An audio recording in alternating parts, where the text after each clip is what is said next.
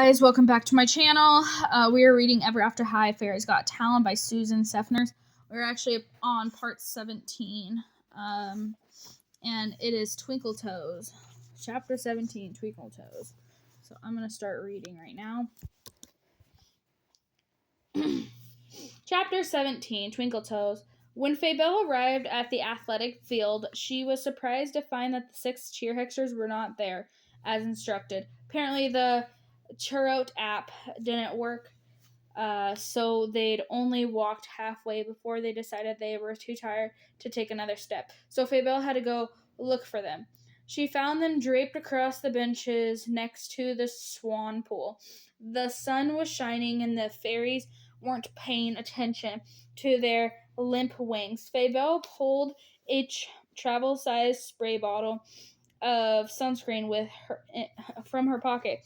Your wings tips are going to burn, she scolded. She walked around the spiritized each fairy. How could they be so neglected? This welted wing spell was clearly taking a better toll than Fabelle had realized. It was wilting more than just the fairies' wings. Did you come up with a plan? She asked, returning the sunblock to her pocket. What the heck? It's printed twice, guys, sorry. We're too tired to think. Our feet are killing us. We need jetpacks or something. Yeah, jetpacks. Fabelle had never been a fan of complaining. Action always spoke louder than words. Hello, she said. In case you didn't notice, I'm the one that exact same condition, and you don't hear me whining or confessing that I'm a cause of all this, she silently added. She snapped her fingers, trying to get their full attention. Listen up.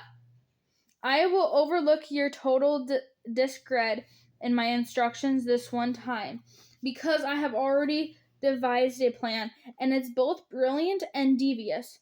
She opened her shimmering cape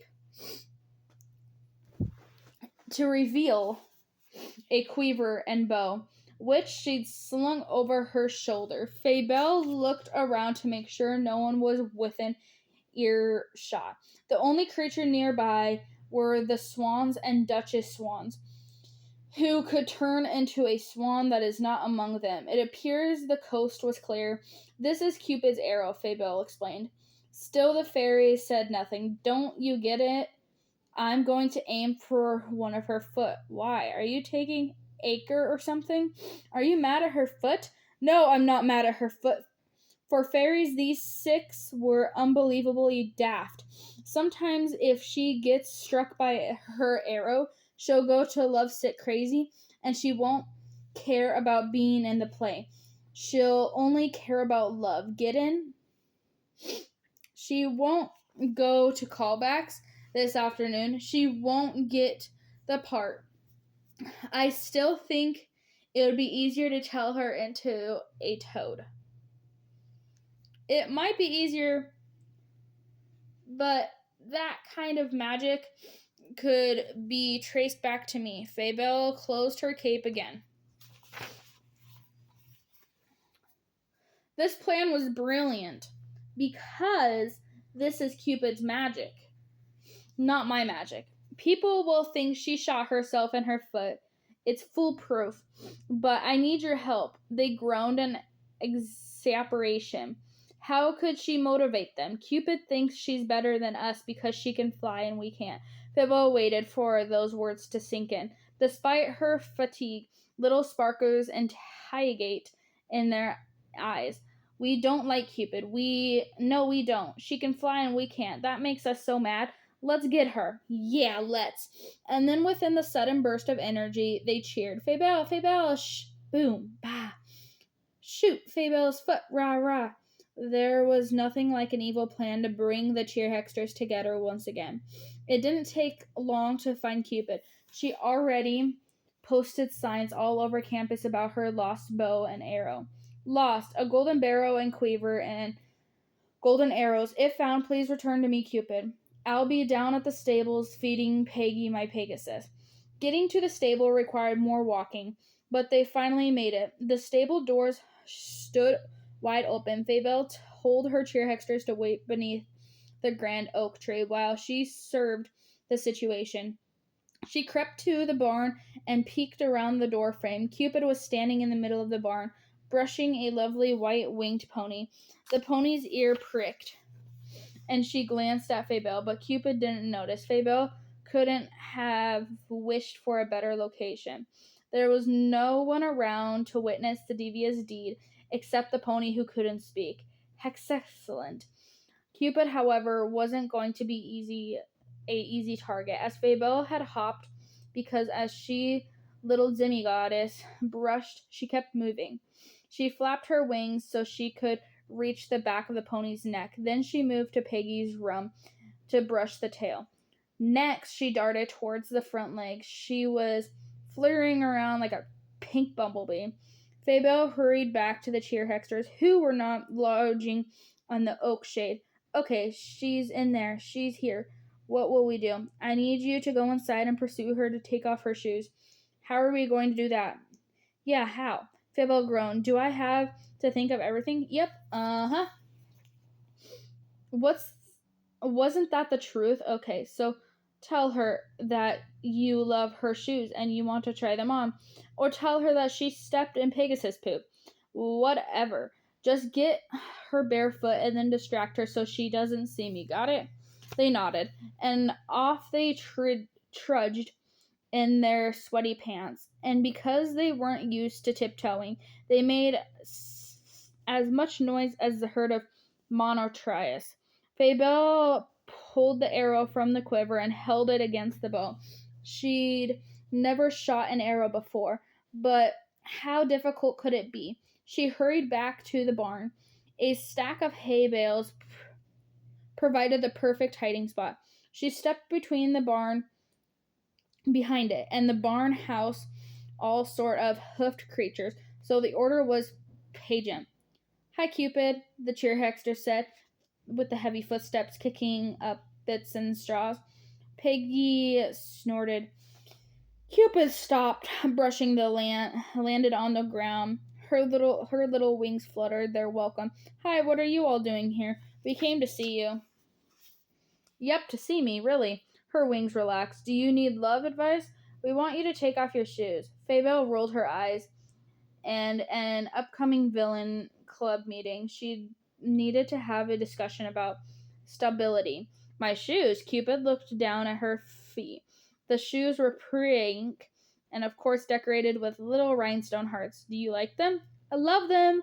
Adore them. We don't like you because you can fly, but we think your shoes are spectacular. Really? Cupid didn't seem to notice the insult, amid with all the compliments. A special ordered them from a glass slipper. Would you like to try them? She slipped one off and handed it to the nearest fairy.